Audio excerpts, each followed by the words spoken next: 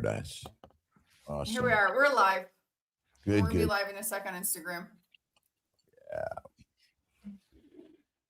Good morning, good afternoon, good evening to all peoples around the world. It is another pleasant day in God's universe. And let's see, Kiltz YouTube is not on because Kiltz has been kicked off because of someone's comment that got through the filters, but just the system. It's all pleasurable in one way or another. Like two people will send them out to 10 people and send them out to more people. And today we have Dr. Abs with us to share his mighty message of health and wellness through a lifestyle that isn't what we're taught, and completely opposite. Dr. Abs, how you doing today? I'm very, very well. It's unfortunately probably not as sunny here as where you are, I think, because I'm in very gray London, unfortunately. Yeah, well, I'm in Florida, which has been a little cold, but it's mostly sunny, and I was in Southern California too, and it was sunny and warm, but yeah, we're still bright-eyed no matter what the weather is outside. We can't let the water keep us down. We got to be up no matter what's going on. Definitely. And, so let's get everyone to send out the message. Kiltz is off YouTube, but Ali is going to get that back up and running in another day, 2 or 3, and we're not going to let that put us down. We're going to keep on sharing. Interesting enough, hopefully got Dr. Nelson coming back on with us. I got a message from George this morning about a 43-year young woman who just had twins after going carnivore from being vegetarian for years, and so it's a message we're sharing around the world. Wow. And it's great. Dr. Nelson, welcome. How you doing today? Good morning. Yeah, Ali I is had here. to restart the computer because I had no sound. Well, we got your sound back, and maybe we get a little Dr. Abs energy this morning. Tell us a little bit about what motivates you and what got you into this crazy carnivore keto lifestyle and helping people heal by non-standard approaches. Yeah, of course. So for those of you that don't know me, I originally started as a dentist. And I just noticed things in my patients, that didn't quite make sense. And eventually from that, I ended up trying to study nutrition a lot more. I think one of my biggest heroes in life is Weston Price, who's, of course, sadly is no longer with us. But his work is still with us, and it's incredibly important work. And he wrote a very famous book called Nutrition and Physical Degeneration. And it's one of the most fantastic health-related books out there that anyone can use to understand how important. Yes, exactly. There we go. And I like that there's bookmarks in there as well. Yeah, it's written all over it. Got everything going on in there. Fantastic. Yeah, that book changed everything for me, and it made me realize that, and this is obvious, but it never really occurred to me in a profound moment. It made me realize that we don't treat a disease or a condition with drugs. We simply manage symptoms and potentially create more symptoms. Treating root cause is something entirely different. And, once I started studying that, everything really changed. And now, I do a lot of cosmetic work. I do a lot of longevity work. So my dermatology at the minute right now is at the Royal College of Physicians in the UK. I'm doing also anti-aging medicine, metabolic medicine as a postgraduate as well. So I've got a lot of different interests. I retired from dentistry, but I still talk about it academically. So there's a brief nutshell of my fingers in many different pies here. Pro health, pro healing, pro wellness. I mean, that's really the approach you're sharing. Absolutely. What got you to see something magical in a story like Weston Price versus kind of sticking to the standard system? Yeah, I think first of all, for people that don't know what Weston Price did, he was a dentist who noticed kids were getting a lot of tooth decay. And he decided with his wife to go and travel around the world. And thankfully, he had a camera with him. He did well enough to afford one back in the day. And he documented visually the things he was seeing around the world in these native tribes. And he saw that in native tribes with no convenience store, with no hospital, not even a toothbrush. They had no tooth decay. They all had straight teeth. They all had great symmetry in their face. And I just couldn't wrap my head around it. And, there are experiments which he did, which you can't do nowadays for ethical reasons and ethics approvals. But, there were parents who he introduced Western food to. And, the children would be born without those things, symmetry in the face, straight teeth, blah, blah, blah. And then he took that food away and the next child was born fantastically well again. And that made me realize crooked teeth are not a genetic thing. You don't have crooked teeth because your parents do. You don't have asymmetry in the face because your parents do. It's the vast majority of that is what we do to ourselves, and the food, the nutrition, getting enough protein, getting enough fat from the right sources. They're the most important things for me. Yes, I always believe that the single biggest problem is a low-fat diet. Yeah, And- I completely agree. And we removed animal fat from the diets around the globe.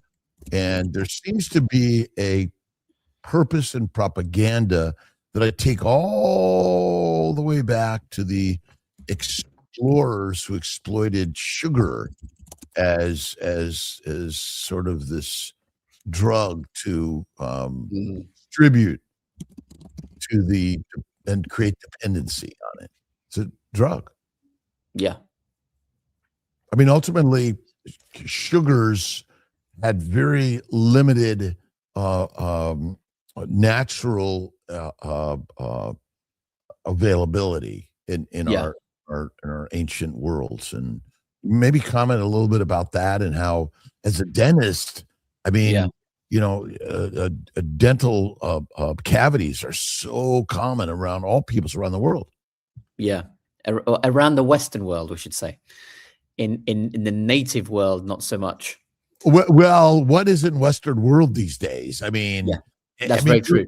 Become remote. That isn't Western world. I mean, most of the Asias and Africas and Europes and islands of the world have sort of become. I mean, that's why Columbus and many others went around the world to exploit. I mean, I'm looking at the Spice Islands. It's out in the middle of nowhere. They become sort of the producers of so much deadly diseases. Yeah, I mean, sugar is first of all, it's not needed in the diet whatsoever. People say it's essential, and we can't live without sugar. But those people need to be more specific. We cannot live without internally produced or endogenously produced glucose or gluconeogenesis. But it doesn't mean we have to eat glucose to produce it in our body. We can eat fat, and we should eat, well-sourced, appropriately sourced fat, and that's enough. Sugar, it causes so many changes in the brain. In the oral cavity, it is responsible for so many of the problems that we see in both cavities, tooth decay, caries, whatever you want to call it, and the gum disease side as well, the two biggest issues that we see.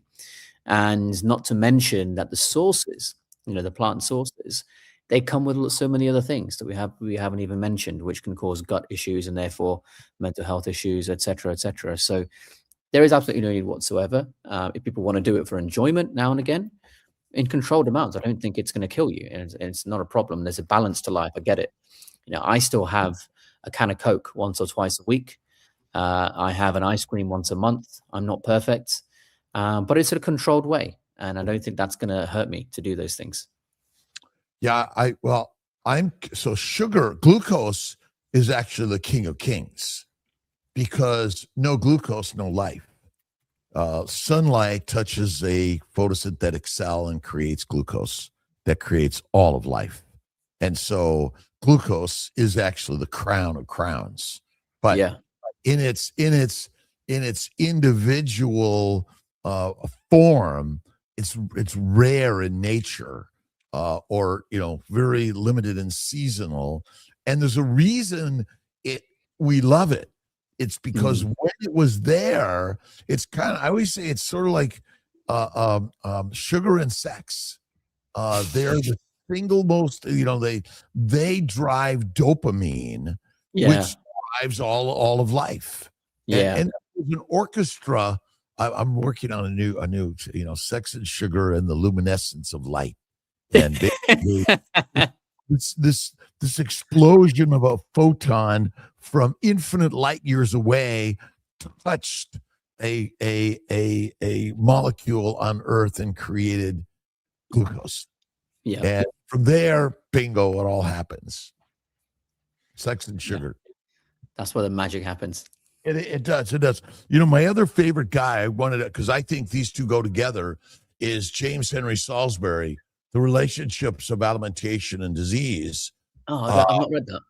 So in the 1860s and 70s, he graduated Albany Medical School in 1850, and he went on to study the plant versus animal based diet in a very scientific way, and the Salisbury steak guy basically, and masterful, and along with Weston Price and so many others that have written these stories, and today what we're doing is sharing stories, and you're going out there and sharing stories to inspire others. What's your purpose in this? Why don't you just stay behind your desk and do your dermatologic work or your dental work and go on with the day? Well, what inspires you to go on YouTube and all these other and give these talks? I think for me, there's a couple of different things. One is that I'm very petty and impatient, and it angers me to see people stand there saying you need metformin to help your diabetes. There's few things that piss me off more than that, and I can't stand it, and so I'm doing it for my own sanity partly, but also because we only get a short amount of time on this earth, and what do I want to see when I look back, when I'm on my deathbed one day? I want to see that I have tried my very best to leave things in a better place than when I found them, and that's important to me. That's a sort of internal satisfaction to me. And when you see people, in front of you break down in tears because, they thought they only had a very short amount of time to live, and you helped them, and, you got them to spend far less money than anyone else. And, this family has their relative back from the grip of heart disease or anything like that. That's a very special moment, which I'm sure you've had many times in your patients that couldn't get pregnant but then did. And I promise you, if you could bottle up that feeling and sell it, it would be the most addictive drug in the world. Very, very addictive. Yeah, the dopamine ultimately is the real molecule that pushes us to do everything, because there's something about, I believe that ultimately we're driven. Three things is sugar, sex, and community. I mean, ultimately, this is about community and taking care of our brothers and sisters to ultimately help our reproductive potential around the globe. We want healthy human beings reproducing and growing and creating. That's what it's all about, right? Yeah, absolutely. Social connections. For me, when people talk about longevity, and I get asked this all the time, now, what do you do for longevity? Well, first of all, you need to stop thinking there's a magic molecule or there's a magic injection that you take. Like, longevity doesn't come from that. It comes from doing the basic things, most of which are free. Eating right, which we're all in agreement with on this call, in this community. And then other things like getting outside, getting enough sunshine, doing enough exercise, getting enough sleep, and having good social connections. We are social creatures. We created dominance in our species because of the way we created social connections to work as a team to bring down prey. And so it stands to reason that the quality of our psyche, for want of a better word, is better when we are social creatures. All these things come into play, always. Do you think by simply coming on to a community like this, has value in helping us feel in a community and feel healing together? Absolutely. Anytime you have people working towards a shared goal, I think that creates a sense of community, and that creates, I don't know what you would call it as a technical term, because I'm not a psychologist, but it will create something in the mind, right? That you won't get if you're just sat in a room by yourself all day, every day. One reason I didn't like dentistry, actually. And so definitely, I 100% agree with you there. So we're actually driven towards these communal connections, and why do we show up at a concert or a game, and where there's so many people there? There is a drive to that, right? And Yeah. not being out there alone, and just so many of us could be sitting home alone, but we're driven to a community and Yeah. connection and a conversation that helps us go like, what can I Yeah. do to help make people better? And Yeah, I think that's one of the reasons why things like that, do very well. On a deep level, it's a sense of coming together. And if I could just highlight a comment someone's put here. Yeah. It's a Facebook comment from Mike Fit. He says GLP-1s, so for those that don't know, that's like Ozempic, Mounjaro, Wegovy, they affect dopamine in carb addiction, alcohol, and drug addiction. And he's absolutely right. They do. And people that eat and get the release of dopamine, for the way they are in their life, when you give them this drug and that only source of dopamine then disappears, that's why some people get severe mental health issues from these foods, from these drugs. And I think it's a very very good comment that Mike made there. Yeah, and the sugar, if you think about it, the sugar dopamine effect was there seasonally in small amounts, but now that it's always there, the dopamine response sort of becomes blunted, and then we're doing the thing that basically causes all the damage and disease, like drugs. And pharmacologic drugs, and I think you said it, we're not treating diseases, we're treating symptoms. And so you're taking another drug that masks a symptom. What are the effects of us on that type of habit? Yeah, I think when it comes to those particular drugs, there's huge detrimental effects. My recommendation is never use those drugs unless there is some extreme situation. The only extreme situation I can possibly think of is, let's say someone is so obese that they are basically, on their deathbed and they're going to die if they don't lose some weight now. Fine. The risks of these drugs are better than the risk of death in that situation. That for me is the only acceptable situation, and off the top of my head. But these bones, they essentially stop your intestines working. It is described as gastroparesis or gastric paralysis, or even slowing down the rate of gastric emptying, slowing down the rate of your stomach emptying. But why and how? It works by dropping the ATP concentration in smooth muscle cells. Anytime ATP concentration drops in a tissue, you have to seriously pay attention. And when that happens in this context, things start to die off. That's why, if I'm not mistaken, people have had their intestines removed after going on these drugs because they are killing them. And even if someone says, I don't have any of those things, you're in the same road. You may not have gone down the same distance, but you're on that road and you are traveling in that direction, whether you like it or not. And you can't possibly disagree. We know that's the mechanism of action. And that's why when you do that, that can happen. You can have vision issues. You can have, osteoporosis and the bones essentially are losing quality as well. There's all sorts of issues. And for me, if you just eat appropriately in the way that, all four of us do on this stream, and until you're full, you got nothing to worry about. Your weight's going to be exactly what your body needs it to be. There's no need for these weight loss drugs for the vast majority of people, in my opinion. What is the optimal weight for a human being? Interesting. I think it depends on the height, of course. So if we take an average 6-foot person, I would guess it's probably going to be somewhere around maybe 60 to 70 kilos as a guess. And I'm only basing that. How many stones? I love the word stones. Oh, I don't know. Let me see. Stone. 60 kilos is 9.4 stone, and 70 is 11. So ultimately, but it's environmentally driven. Oh, so 100%. if you have hibernation, migration, famines, war, pestilence, disease, you better be fat rather than but it goes up and down. And so it's kind of like flatline. I mean, nothing flatlined is really good for a human, right? Yeah, you need to be able to adapt. It's adaptation, motion, right?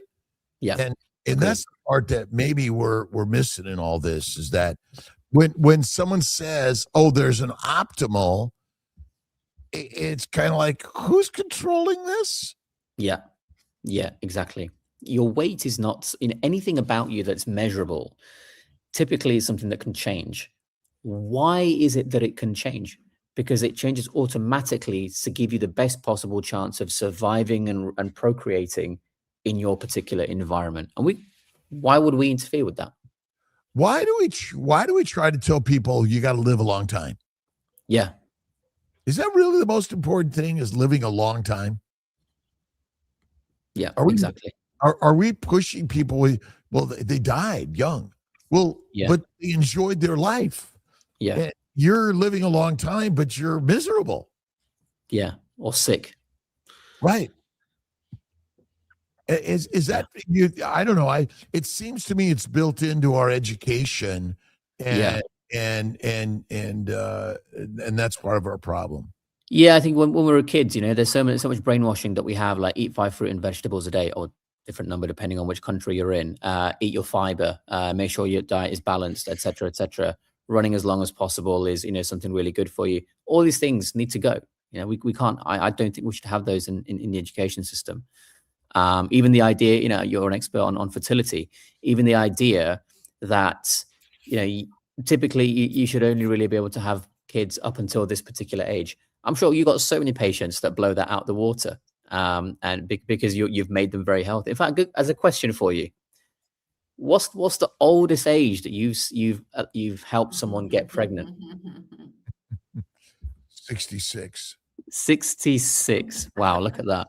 Now, Astounding. this is assisted reproduction. It isn't natural, but I've seen late 40s Yeah. on a carnivore lifestyle, faith and fasting. I always throw faith first. Fat and fasting, make babies, and mindset. We're living a life of like, we're basically believing in misery rather than beauty of even the hardship and all of this. And that's the thing I'm seeing more than anything. Yeah, I mean, we're told. I mean, I was taught in school, university, you're not having kids at that age. So yeah, you've completely destroyed. Well, why do we tell people you need to postpone childbearing and wait for some right moment? I mean, what other animal says, honey, let's wait, and let's get a nice cave or a nice nest, and we'll wait for all these things, and a birth control pill. Yeah. Is that another, the pill? Here's the pill you can take, have all the sex in the world you want, and just be on this pill and you'll live a happy life. Is that what we're doing? Yeah, especially the age at which people are giving those birth control pills out now is astounding. They're getting younger and younger. And I just think surely this is ridiculous. I mean, you must surely see that quite a lot. Well, again, it's getting younger and younger because the diseases that men and women, boys and girls are suffering is getting younger and younger. Yeah. And our fix is a drug, rather than understanding that maybe our dietary directions are part of the problem. What are your thoughts on the new the food triangle, I call it? Oh yeah. In America? And I mean, is there really a change, or is it it's just another marketing opportunity to claim something that maybe isn't true? I mean, it's better, but it's still not good. I think that's probably the easiest way to describe it. If I had to pick between this and the old version, I'd pick this, but it still wouldn't be what I would draw from scratch, put it that way. Well, what is it? Tell me, what is it you think you like, or you think that's a little more valuable than we were talking about before? So I think if I'm not mistaken, there's a little bit more emphasis on the meat, which is good, in animal-based products. And I think there's a little less emphasis, again, I can't remember off the top of my head, but I think there was a bit less emphasis on things like bread and grains, which, ideally there should be no emphasis on that whatsoever, but I'll take less rather than more. Yeah. So, I mean, I see the top left is, encouraging, they got pictures of steaks and eggs and cream and butter and those sort of things, which is certainly better. And it's a good direction that we're going. We gotta take whatever we can get in all this and claim some positivity. It says, it's at 4 to 5 servings of this and 3 to 5 servings of this. I mean, are we just pushing too many servings and that's our biggest problem? Do you know what? It's interesting to hear an American say that, because from my personal experience and people that have visited America from Europe, one of the most obvious things that we see is the portion size. Like, I remember when I was in LA a couple of years ago, and everywhere we went, we would order a starter, and it was the size of a main course here in Europe. And it was just staggering. I think, well, no wonder there's so much obesity going on. Even the drinks at McDonald's, if you look at your small, I think it's the equivalent of our medium or large or something like that. If I might be wrong, but I remember seeing that. So our words and our labels for all these things, and quick and easy abundance and delivery services.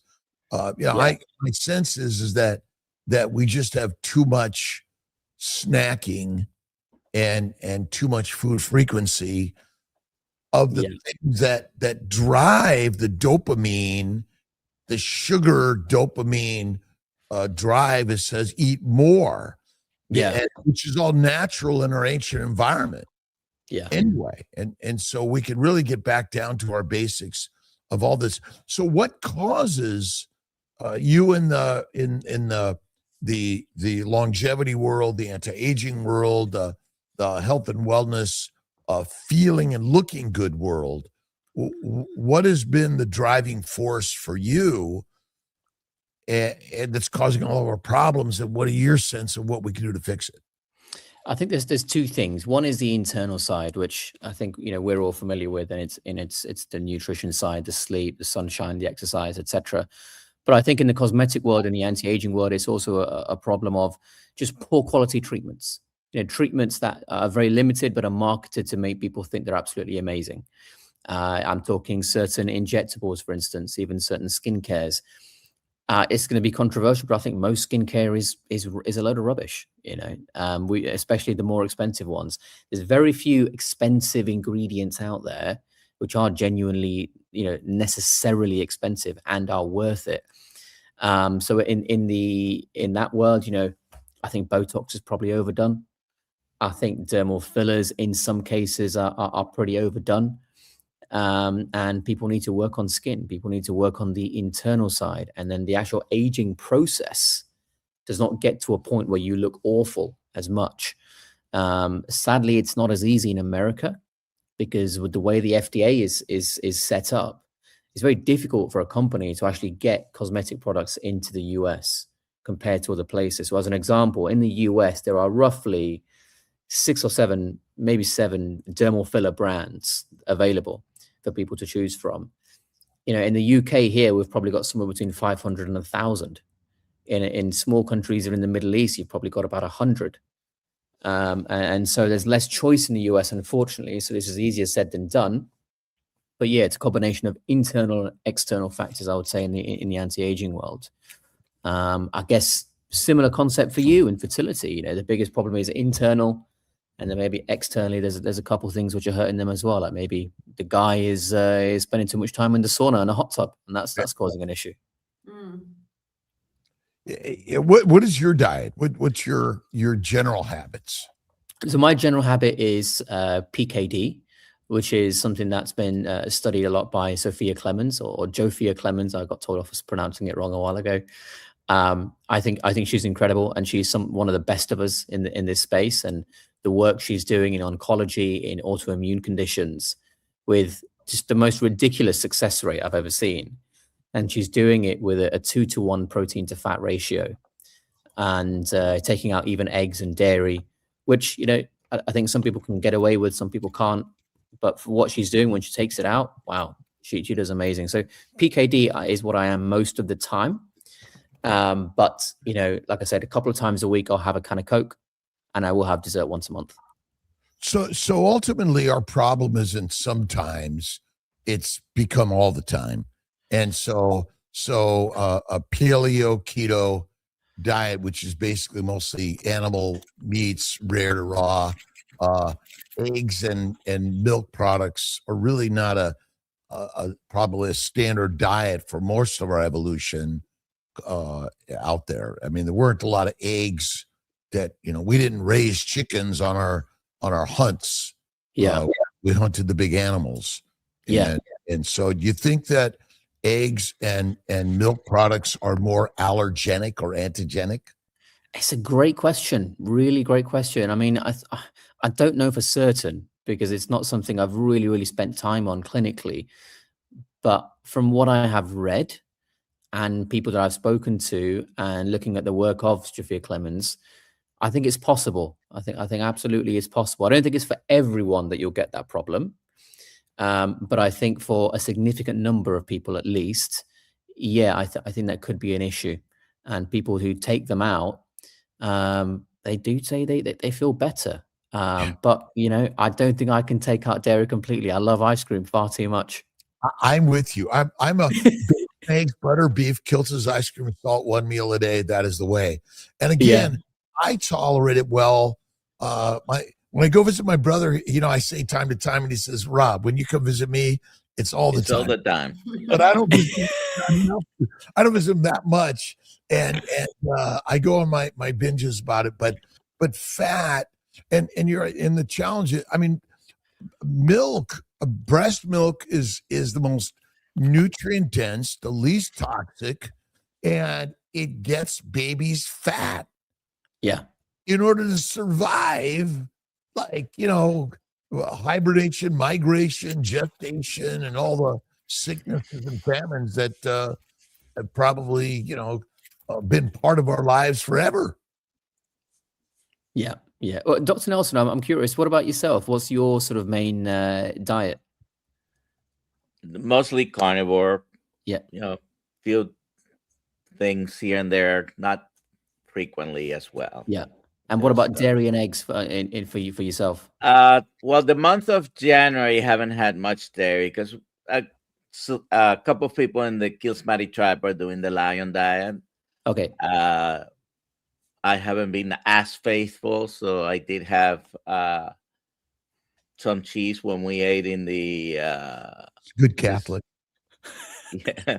Forgive me. This past Saturday, we were in San Diego, Dr. Kiltz and I won't rat him out, but I did have some cheese.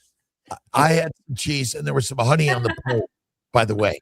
I did a little bit, a small amount of honey. Yeah. I think I had some of the fried cheese, but no honey. But the fried cheese, amazing. But I love raw cheeses and raw milks and raw butters, but I don't have them very often. My primary is fatty, rare to raw steak with salt, and that I think is the primary. And that's what are you finding? And then the communities around the globe and the people you're meeting and communicating with, are they like, Dr. Abs, you're crazy, or, you're crazy, but wow, or, where's our kickback, and how are we finding more and more people that go like, whoa? For me, it's a mix of both. If it's in a quick conversation, they'll think you're mad, you're crazy, you're an idiot. But when it's a context of, I'm teaching, and I've got all day, or I've got an hour or something, and I can actually show things happening, talk about the biochemistry, for instance, talk about the fact that, one particular enzyme in the Krebs cycle can't go forwards and backwards in its reaction at the same time. So you can't do carbs and fats with the same enzyme, et cetera, et cetera. At that point, it's more of a silence, because they want to fight back because it goes against everything they think. But they can't find the words, and they can't find something to pinpoint me on to say I'm incorrect. So it's a mix of both, and I'm very fortunate. Quite a lot of medical professionals that I've taught over the years all around the world, they have actually not just they understood it and trusted me, but they've now converted to carnivore, and they are talking about it to their patients as well. So I have a lot of patience for talking about this way of living and eating to medical professionals, because I know effort given to that one individual will multiply to multiple patients over time. And I'm sure it's probably the same for you when you talk about fertility. I'm sure many people will think you're a crackpot, but then you show your cases, you show your reasoning, and if you work on one person, you're going to help multiple over the years.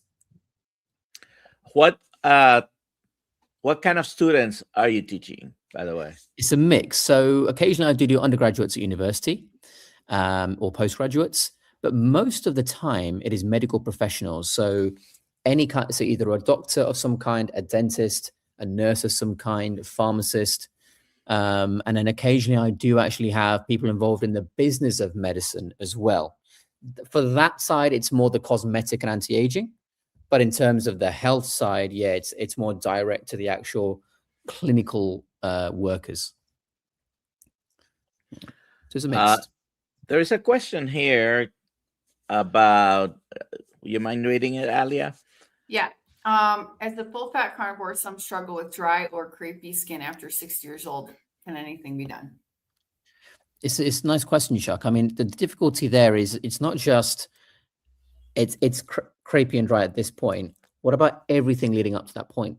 You know, you've got a lot of years potentially, I don't know you personally, of where things, you know, weren't carnivore and then carnivore. So you're paying the price for earlier in your life as well.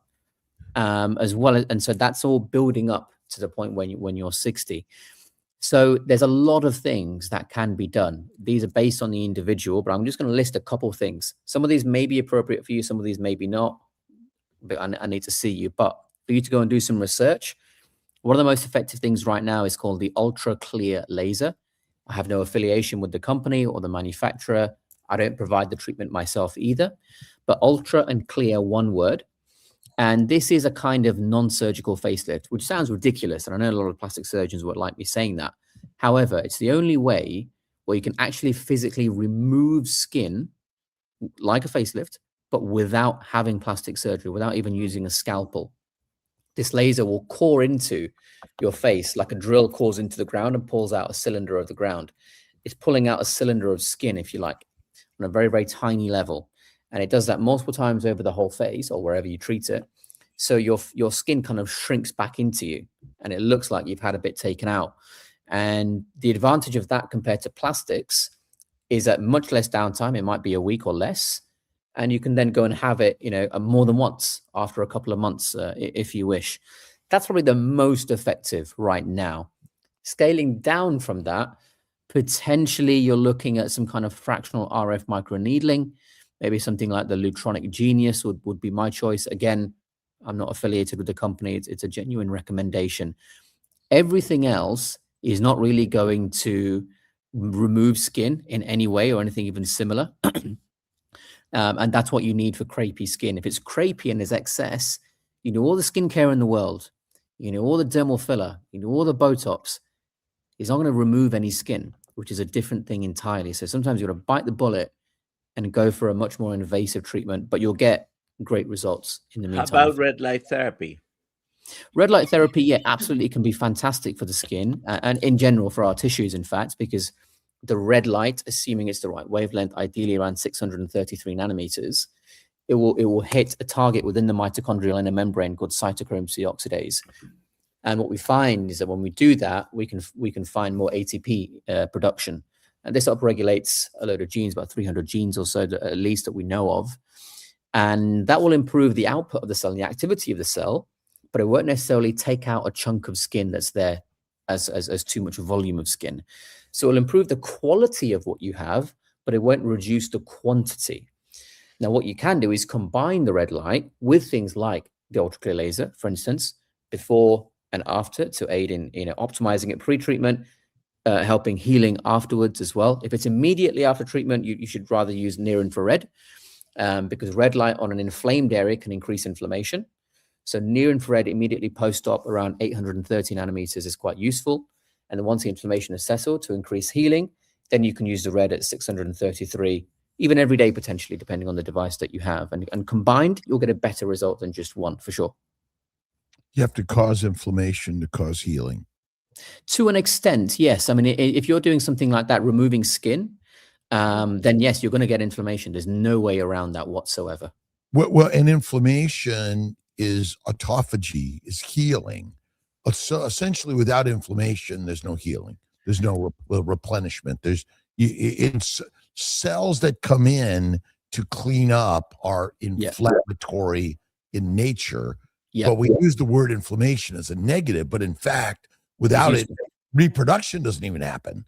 An egg and sperm can't come together without an inflammatory-like molecular chemical reaction. And so healing skin. What about adding more fat, tallow in your body and on your body? And how do those sort of things help us? Because so much of what people use is sugar products on your skin, right? I mean, fat is it's one of the most nutritious things that we can have. You know, I actually have jars of like beef fat and lamb fat. And when I have my ribeyes, I take a massive scoop of the fat and dunk it on my plate, like an ice cream scoop almost. And I'll use that fat as almost like a sauce. And it's fantastic. Very, very nutritious. When it comes to the skin directly, what people watching this will find is that the conventional methodology, conventional dermatologists will say, you're wasting your time. This is ridiculous. You need to use this skincare or that skincare, because that's all they know. But technically, when you look at what's in tallow from a micronutrient perspective, I mean, how's that a bad thing? And the fact that, it's not going to come with all these preservatives, anti-mold ingredients and fragrances or whatever else. Frankly, it's much better formulated product than other things. And I've had tremendous responses from people that use tallow on their skin. And I think it can absolutely be fantastic. And in fact, skincare centuries ago started as people rubbing animal fats on themselves. One of the reasons it stopped was because they don't have the technology now to stop the smell of it back then. So it's a bit of an issue. But that's how skincare actually started, if I'm not mistaken. People were using animal fat. So I think it could be a great thing. But just, ignore the people that say you've got to use this £300 serum or $1 serum or something like that.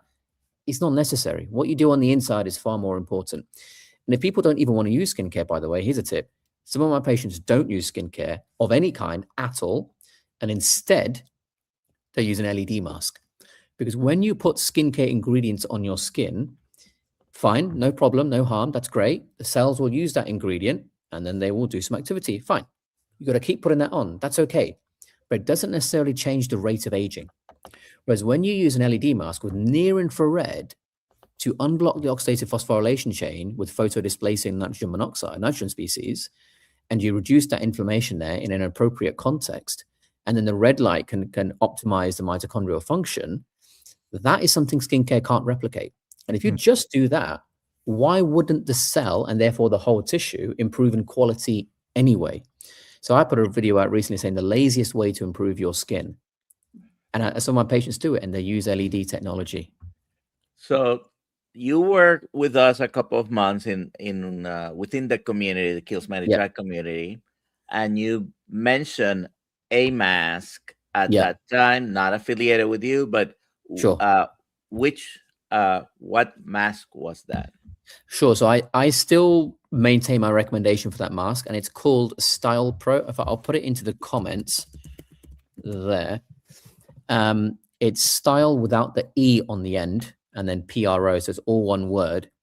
Now, the reason I recommend that mask to people is because it's one of, if not the highest levels of radiation produced of all masks in the world, the fluence level, but it's also one of the lowest priced at the same time. So the value for money is extremely high. You don't need a mask that you're talking hundreds and hundreds and hundreds of dollars. The version 1 of that mask in the UK right now is probably about £80 or £90. That's probably $100, $110. Really not a huge investment. Now, version 2, which has a few little extensions where you can use it on the head and the neck and the chest and everything, that's a little bit more. That's probably going to be a couple $100, but it's cheaper than buying 5 separate masks for all these different areas, which is why that's there. So I would say that mask is still the one of my choice, but who knows? In the future, it's subject to someone making something better as well. You used the word radioactive. What do you mean by that word? Yeah. Did I say radioactive? I think maybe some frequency. Maybe I thought you said radio, but it was. What do you mean? You mean the frequency of the light? Yeah, he was talking about the wavelength. Wavelength, yeah. Right. Yeah, Radio waves, essentially. What you're exactly. So people that don't understand that, what we're saying is, you can't just say red. Red doesn't mean anything. Red is actually a spectrum. All lights that we see around us is a wave. Got it. You know, a blue wave might be very short. A red wave will be much longer. So we define colors by numbers, basically. And someone was asking about frankincense and tallow. I think I hit that out. There you go. Yeah. I mean, a little bit of small amounts of a plant oil in tallow. It depends on the oil, because, for example, I'll give you one example. Lavender is quite irritating to skin, and you know, you should try and avoid things like this. And so you've got to check what extracts are inside there. I'm not an expert on frankincense, unfortunately, so I can't really answer the question. But if it was me, I would rather have just the bare tallow on its own. And if you're gonna have some kind of scent in there, I guess, you know, the less there is, the better. You know, I would rather have the tallow scent free, because that's going to go over a wider area, and instead just use a small amount of a fragrance or an aftershave on one particular small area instead. Because yes, I don't know what's in those aftershaves, of course, but I'm putting it on one tiny area instead of putting it all over my entire face and neck. I mean, we live in a world with many things in what we breathe, drink, eat, and we have in our local environments, which you can mitigate some of those things. You can't mitigate all of them. Yeah, sure. But you can minimize the things that you directly put in your mind, in your mouth, and on your skin, and direct them to things that are least toxic, and most healing. Yeah, absolutely. I mean, I know a lot of people are worried about, you know, electromagnetic frequencies and things. You know, if there were none around, we'd be dead. So you shouldn't eliminate all of them. You can't eliminate all of them. It's all over the universe. In fact, you know, we have remnants of it in microwaves. It's a difference between ionizing and non-ionizing that then affect the atoms that make up our matter. That's the issue. Too little and too much oxygen is not good for us. Too little and too much of anything exactly has harmful effects on us. So there's a meetup coming up June 13th in Great Britain, and maybe we'll get Dr. Abs to come and join us. Yeah, absolutely. I think I've already your invitation there it before. Sorry. Yeah, Alia mentioned it to me before, so I've already blocked that out in my diary, and I'm looking forward to it. And then you two will be podcasting the next day. Absolutely. Yeah. Okay. Should we get the rest of these questions real quick, Dr. Kiltz? Just do it. Right. Yeah, absolutely. How does dietary cholesterol from animal fats fuel our vitamin D production? Well, you need cholesterol to produce so many things in the body. And it's going to be, you know, testosterone, as an example, is going to be one. And we're using 25 dihydroxy in order to produce to get to vitamin D level. So it's useful for pretty much every single process. You know, we're made of cholesterol. So if we don't have enough, it's not just vitamin D that, you know, could be affected. It's everything about us, our entire lifestyle, I would say. You know, it's an interesting question that you can live on a plant-only diet for so long, I imagine. Yeah. And you know, how many people's live a long time on purely plants with no eggs, no cream, no butter, you know, no yogurt and things like that, because you get something from those things that you don't get from plants. I mean, really, we don't have any long-term civilizations that function only on plants. Would you agree? 100%. 100%. Look at the Maasai. Weston Price wrote about them. When they split to mainly animal and plant-based, look at the difference. The height, the strength, the longevity, the disease speaks for itself. And a vegetarian culture is not a vegan culture. It's very different. Yeah, I think so. Yeah, I think nowadays it is a bit of a spectrum, isn't it? And how people want to, where people want to be. Yeah. Yeah. Next. Okay. Let's see. The strong carnivorous. Why would someone who has been on carnivore for 2 years still sporadically suffer from terrible calf cramps at night? They do take magnesium regularly. Interesting question. It's very, very individual. It could be a lot of different things. I can see in that picture, there's someone that clearly likes to train a lot. Now, if you're someone that's training every day, you're putting a lot of stress in terms of your requirements from your diet. I personally wouldn't train every day. I've no idea if this person is, but you've got to take rest. You've got to make sure it's not just magnesium. You take sodium, potassium, magnesium, calcium, all these things all together. Are you eating enough, et cetera, et cetera? Rob, I think you've got something to say. Physical stress. Again, a car, more miles, more maintenance, and faster junkyard. So we think we're never supposed to have anything happen to our body, but in fact, life in and of itself is danger and deadly, and so absolutely, yeah. So take rest. When you're training, don't train every day. Make sure you're having a whole range of the micronutrients. Put plenty of salt on your food. If the salt tastes good, keep it there. If it tastes too salty, obviously that's your limit. And there's a lot of different individual things that you can do. Jimmy, thank you for your super chat. Dr. Abs, how would you deal with H. pylori and an ulcer aside from a species appropriate diet? Oh, good one. So, typically what I was taught in university, you can, this is not something that I would suggest, but typically we can look at something like proton pump inhibitors, like omeprazole. They are used to induce the stomach acid. But that's, at best, that's symptom relief. You're not necessarily treating the root cause. Some people will jump to antibiotic cocktails, combination of things like maybe clarithromycin, amoxicillin, metronidazole. These are to target the protein synthesis in the bacteria and the integrity of the DNA. Some people will jump to bismuth subsalicylate. That's a direct bacterial agent and prevents the bacteria from adhering to the lining of your stomach, while also providing a sort of protective coating over that ulcerated tissue. But you need a good mucosal barrier. So some people will suggest that, broccoli extract in short temporary periods can help because you've got sulforaphane that's coming from there, and that can induce phase 2 detoxification enzymes inside that gastric lining.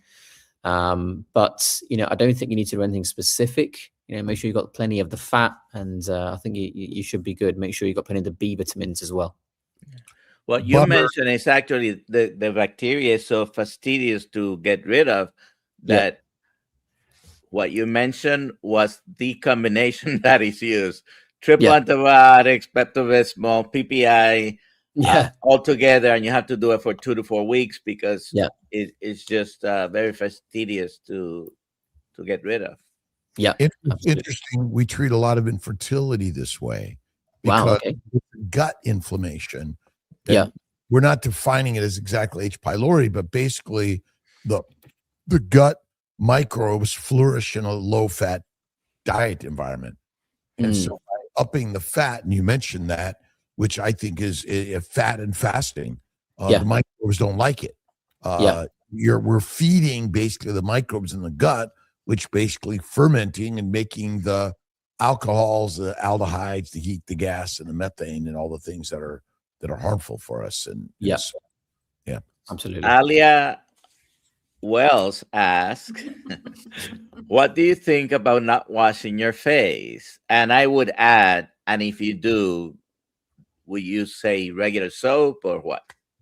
So I think it's an interesting question. It depends on what's on the face. I'll give you a couple examples. Let's say, it's someone who's wearing makeup. They've gone out, quite a lot of makeup. They come back, absolutely wash it off. What do you use? Well, first use water. And if everything comes off with water, great. If it doesn't, go for the next most invasive thing, not jumping to as strong as possible. You want to use the least invasive thing possible to wash everything off. That could be something as simple as, a CeraVe or a Cetaphil cleanser, which is very, very cheap, probably less than $10 or something along those lines. Nothing fancy in there. And if you wash your face off with those things and afterwards it feels very, very dry and tight, like someone's stretching it over, almost like it's cracking, it's probably too strong as a cleanser because it's taken a lot off. And then your skin is going to struggle for the interim period where it tries to rebuild all that mantle layer and everything that needs to be there. So be careful with things really, really strong. If you do need to use those, make sure the frequency is as low as possible. So no more than like once a week if you need something really, really strong at best. Now, if you don't have makeup on, it depends what there is. So typically for myself, I don't even have a cleanser at all. I just use water. So for instance, in the morning when I'm in my shower, I mean, the shower is a cleanser. What else am I doing in there? So that's going to get rid of everything anyway. And then I'm good after that. If I do want to borrow a cleanser from someone or need something to wash off, it's probably because maybe I've just left in the gym or the sauna and I'm covered in sweat, but I didn't have a chance to have a shower straight away for whatever reason, because our call came in, I've got to do some work, and I've been sat there for a long time with all this sweat just dried up on me. At that point, I might use a bit of tallow-based soap, which is very gentle and fat-based. So it's not going to clear everything off your skin very strongly. And that's all personally that I have if I ever need it. How about coconut oil? Someone mentions that. Personally, I wouldn't comedogenic? It's a tricky one because coconut oil, yes, it will get rid of the bacteria. It's probably the strongest antibiotic without actually being a proper antibiotic. But the issue with that is, what about the bacteria that are synergistic for us on our skin as well? It's probably going to get rid of those as well.